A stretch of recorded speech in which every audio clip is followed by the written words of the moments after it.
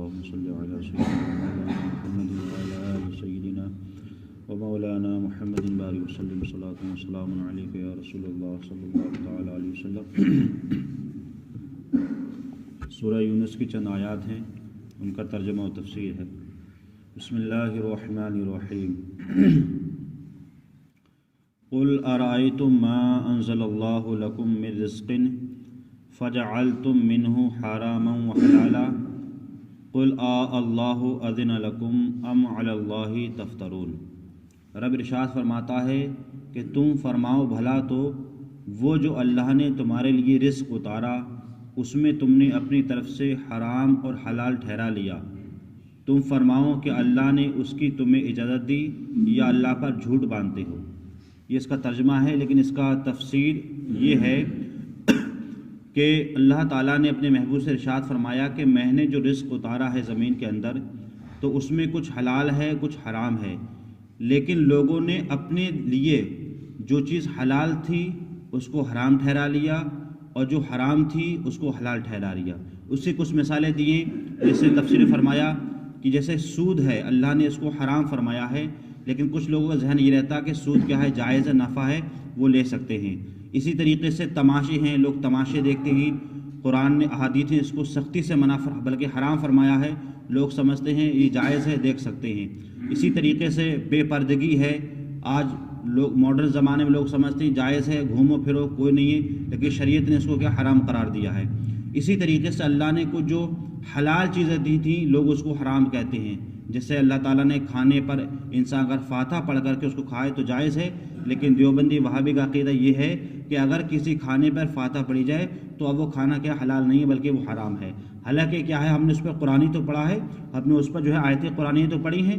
تو اس طریقے سے رب یہ فرماتا ہے کہ جو چیزیں میں نے حلال کی ہیں تم اس کو حرام کہہ دیتے ہو، ایسا نہیں ہے، اور جو چیزیں میں نے حرام کی ہیں اس کو تم حلال کہہ دیتے ہو، ایسا بھی نہیں ہے، بلکہ شریعت نے جو حلال فرمائی ہیں وہ حلال ہمیشہ رہیں گی اور جو حرام فرمائی ہیں وہ ہمیشہ حرام ہی رہیں گی، اور تم اگر اپنی طرف سے کچھ اس میں گھٹاؤ گے بڑھاؤ گے تو یہ اللہ پر کیا ہوگا، جھوٹ اور افطرا ہوگا۔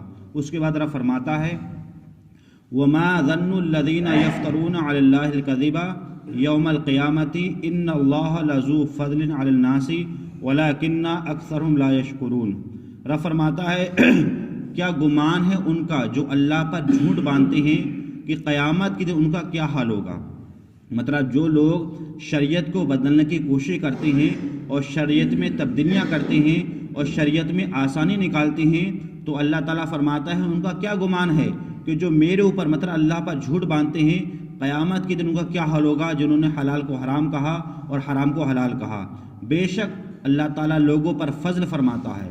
اب اللہ کا سب سے بڑا فضل جو ہے وہ یہ ہے کہ اللہ نے ہمیں اپنا حبیب صلی اللہ علیہ وسلم پیدا فرما کر کے ہمارے درمیان بھیجا، سب سے بڑا اللہ کا فضل یہ ہے۔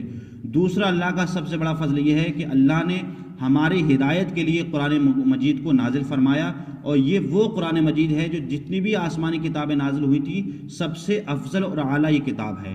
اس کے بعد اللہ تعالیٰ نے ہمیں حلال کا جو ہے طریقہ بتایا، حرام سے بچنے کا طریقہ بتایا، یہ بھی اللہ کا کیا ہے، فضل ہے۔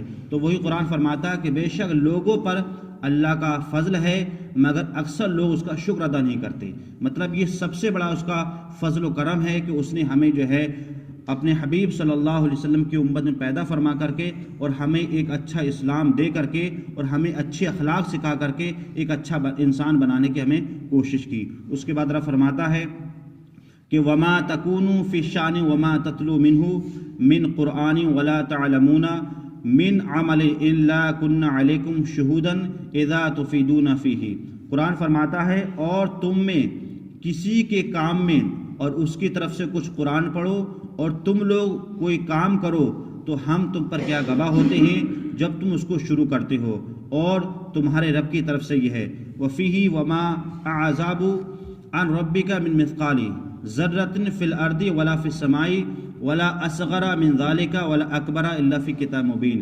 اور اب ارشاد فرماتا ہے کہ رب کے پاس ذرہ برابر کوئی چیز غائب نہیں، زمین میں نہ ہی آسمان میں۔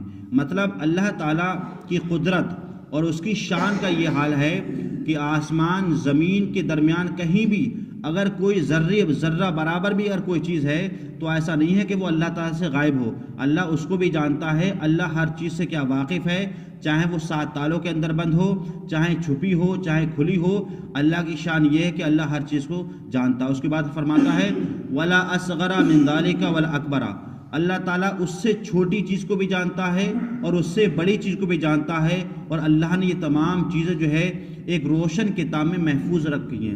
اب روشن کتاب کیا ہے؟ وہ لوح محفوظ ہے، جو 7 آسمان سے اوپر جو لوح محفوظ ہے، اس میں تمام چیزیں باقاعدہ لکھی ہوئی ہیں۔ اس کے بعد فرماتا ہے الا ان اولیاء اللہ لا خوف علیہم ولا هم يحزنون، سن لو بے شک اللہ کے ولیوں کو نہ کچھ خوف ہے نہ ہی کچھ غم ہے۔ الذین آمنوا، وہ لوگ جو ایمان لائے، وکانوا یتقون، اور اللہ سے ڈرے، ان کے لیے کیا ہے؟ اب وہاں ولی کسے کہتے ہیں؟ ولی وہ ہوتا ہے کہ جس کو دیکھ کر کے اللہ کی یاد آئے۔ حقیقت میں ولی وہ ہوتا ہے جب وہ بولے تو شریعت کی بات کو بولے، ولی وہ ہوتا ہے جب بھی کوئی بات سنے تو وہ شریعت کی بات کو سنے، ولی وہ ہوتا ہے کہ جب کوئی حکم فرمان کرے تو وہ شریعت کا ہونا چاہیے، دنیا کا نہیں ہونا چاہیے، تو وہ حقیقت میں کیا ہے؟ ولی ہوتا ہے۔ اور جب وہ اللہ کے درجات کو جب پہنچ جاتا ہے تو اللہ تعالیٰ ان کے بارے میں فرماتا ہے کہ انہیں نہ ہی کوئی خوف ہوتا ہے اور نہ ہی کوئی غم ہوتا ہے۔ اب ان کے لیے تحفہ کیا ہوتا ہے؟ فرماتا ہے لہم البشریٰ فی الحیات الدنیا وفی الآخرہ، ان کے لیے کیا خوشخبری ہے دنیا کی زندگی میں اور آخرت میں، اور اللہ کی بات بدلتی نہیں ہے۔